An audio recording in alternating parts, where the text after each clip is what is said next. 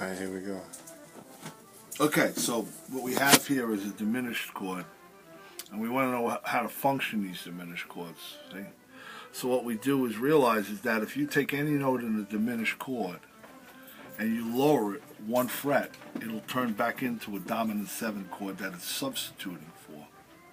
So here's the C sharp diminished on the inside. So if I take the C sharp and I move it to a C, I wind up with a C7 chord. So this C sharp diminished is substituting for a C7.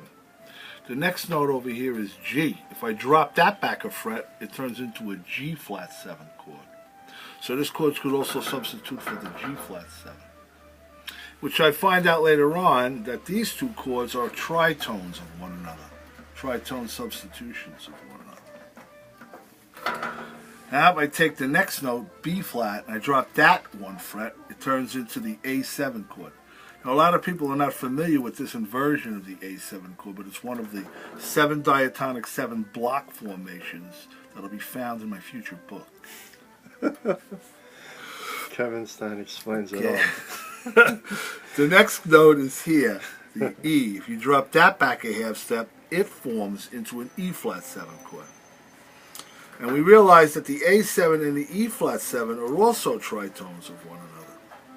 And in tritone substitution, what that basically means is the G flat 7 flat 5 is the same chord as the C flat 7 flat 5, which means those two chords are interchangeable in substitutions, and the same thing here.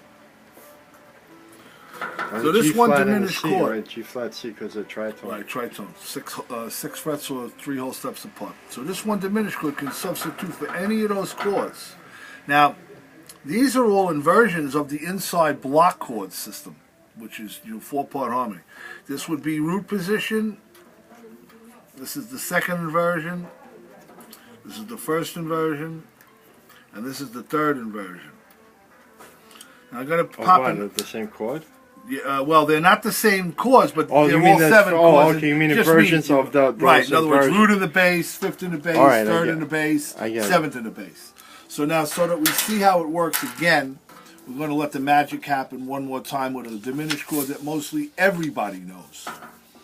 Here's a diminished chord that most people use because it's the most popular and easiest to grab. So that means there's got to be 4 7th chords that surround this, just like it was there. So I'm going to take the first note and drop it. I'm going to get an E flat 7th. I'm going to take the next note and drop it. I'm going to get an A7th. I'm going to take the next note and drop it. I'm going to get a C7th. I'm going to take the next note and drop it. I'm going to get what? A G flat 7th.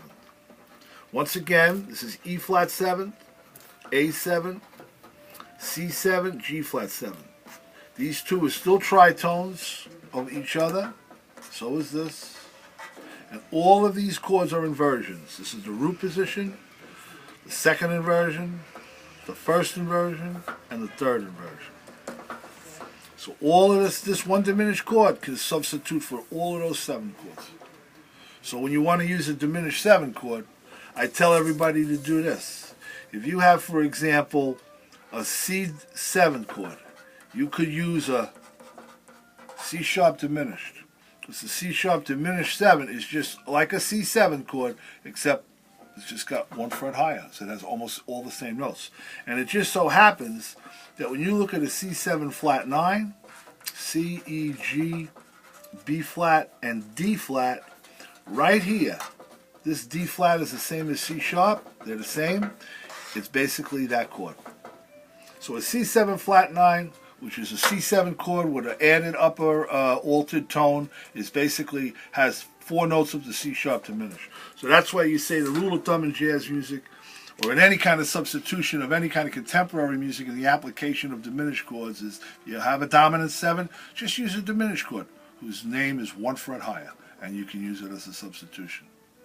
Alright, so that just doesn't mean either the root too. It can mean because any root, any name could be. Well, any note could be the root. So you could be all over the place, yep. Right? If you, but that's how you see it in the chord progression. Like, say I'm playing along and I come across a G7.